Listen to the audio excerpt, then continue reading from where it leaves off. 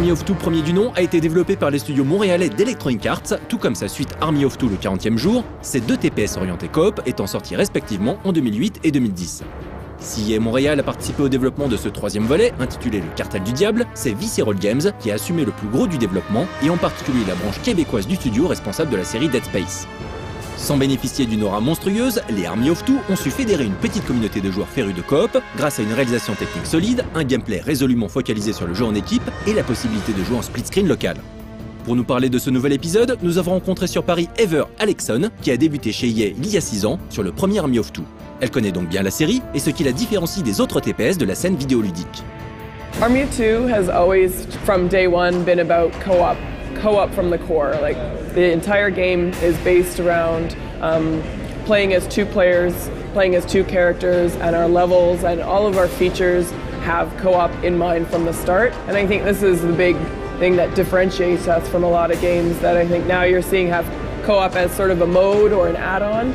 For us, co-op is the game. Even if you're playing alone, you're playing with a partner AI character, so you're always playing as two. À ce niveau, pas de révolution.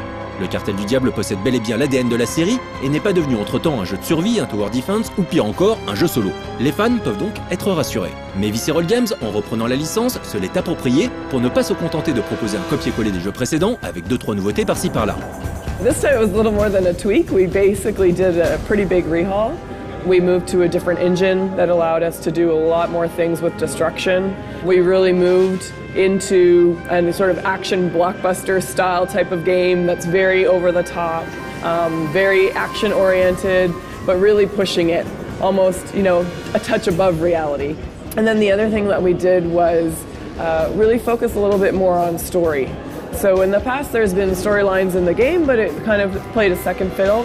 And we really wanted to bring that a little bit more to the forefront and really kind of change up the tone a little bit from the other armies that were, it was a lot of like buddy humor, but almost borderline on, a little bit cheesy.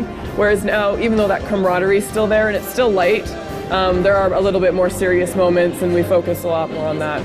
And then the other big thing is the big new feature in the Devil's Cartel is called Overkill.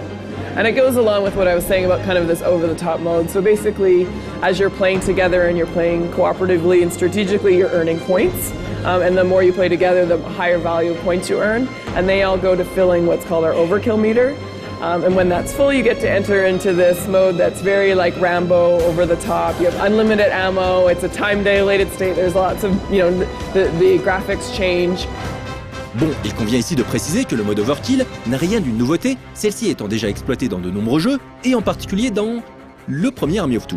En revanche, le changement de moteur graphique a son importance. Si les deux premiers Army of Two ont été développés à partir de l'Unreal Engine 3, ce nouveau volet exploite le Frostbite 2 de DICE, popularisé par Battlefield 3. Si l'utilisation du Frostbite 2 a été validée assez tôt dans le processus de développement, l'équipe avait commencé à travailler sur un autre moteur encore. Quant au focus sur l'histoire, celui-ci passe également par un changement majeur, l'abandon de Salem et Rios comme principaux protagonistes. They're strong characters and they have their own personality and they have kind of iconic masks and, an iconic look. I think this is great and I think this is something that resonated really well with the fans. But at the point where we're, two installments down the line, they're kind of set. And we wanted to bring the player a little bit of an opportunity to bring themselves into the game. Salem and Rios are a big part of the story. They're still in the game.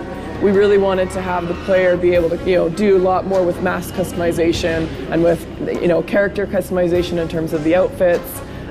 To bring, a little bit more of themselves into the game. The Alpha and Bravo still have, personalities of their own, but they're not as, I would say, not as developed as, Salem and Rios, who had been in the game for 2 full installments. Des personnages moins écrits donc, pour faciliter l'identification des joueurs. Un parti pris que l'on peut juger surprenant et quelque peu illogique, vu que l'histoire est censée avoir été mise en avant dans le Cartel du Diable. On espère donc que les bad guys du jeu seront à la hauteur.